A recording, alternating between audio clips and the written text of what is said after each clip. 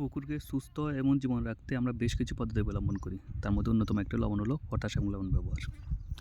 Potash লবণ আমরা তখনই ব্যবহার করি যখন আমাদের পুকুরে বেশ কিছু সমস্যা দেখা দেয়। যাক, আপনারা যেটা দেখতেছেন ভিডিওতে সেটা হলো পটাশ এবং এর নিচে আছে লবণ। পুরো ভিডিওতে আপনাদের দেখাচ্ছি এবং কেন আমরা পটাশ লবণ ব্যবহার করি সেই সম্পর্কে বিস্তারিত জানাচ্ছি। আমরা যখন জাল দিয়ে কিছু মাছ হারভেস্ট করি এবং বাদবাকি কিছু মাছ থাকে, তখন আমরা পরের দিনই পটাশ এবং লবণ ব্যবহার করি, খাবারটা বন্ধ রাখি। কারণ আমরা যখন মাছগুলো হারভেস্ট করি রাতের মধ্যে এবং কিছু কিছু মাছের দিতে হয় যে মাছগুলো ছোটো আমাদের সাইজ হয় না, সেগুলো যাতে সুস্থ থাকে, সবল থাকে, সেই জন্য আমরা প্রথমে লবণ এবং লবণের সাথে পটাশটা দিই। আমরা একর প্রতি 2 কেজি পটাশ এবং একর প্রতি 20 কেজি লবণ মিক্স করে ভালো করে পুরো পুকুরে ছিটিয়ে দিই। এতে যেটা হয় যে আমরা যখন জাল টেনি মাছগুলো হারভেস্ট করি, মাছের গায়ে যদি কোনো জীবাণু থাকে, ব্যাকটেরিয়া থাকে, ফাঙ্গাল থাকে এবং কোনো তো ইনফেকশন থাকে, সেগুলো এই পটাশ রিকভার করে ফেলে।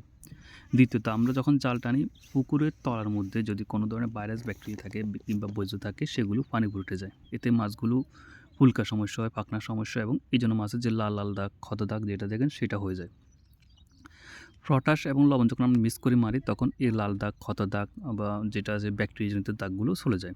তাছাড়া আমরা লবণ এই জন্য ব্যবহার করি, লবণ হলো একটা স্যালাইনের মতন কাজ করে, যে এনার্জির মতন কাজ করে। মাছ যদি দুর্বল থাকে লবণ সেটাকে রিকভার দেয়। আর পটাশ তো অনেকগুলো কাজ করে। আমাদের জানা মতে পটাশ 70টা কাজ করে। তার মধ্যে প্রথম কাজ হলো পটাশ রোগাক্রান্ত মাছকে সুস্থ করে। মাছের যে ধকলটা সেটা সহ্য করার মতন একটা সক্ষমতা তৈরি করে দেয়। পানির ইমিউনিটি এবং মাছের ইমিউনিটি দুইটাই বাড়ায়। পটাশ দেওয়ার পরে মাছের গায়ের মধ্যে যদি কোনো জীবাণু লেগে থাকে কিংবা ভাইরাস ব্যাকটেরিয়া লেগে থাকে, সেটা অটোমেটিকলি পানিতে পড়ে যায় এবং মারা যায়। তবে আমরা পটাশটা সাথে 6 মাস পরে ব্যবহার করি। এর আগে আমরা ব্যবহার করি না, কারণ পটাশে কিছু একটা সাইড এফেক্ট আছে যেটা মাছের মাংস জমাতে বাধা দেয় এবং মাছ গাগুলো শক্ত হয়ে যায়। এতে আমরা যতই খাবার দিই মাছগুলো বড় হতে কম চায়। এই জন্য যখন আমরা জাল দিই তখন আমরা জীবাণুনাশক হিসেবে এই পটাশটা ব্যবহার করি।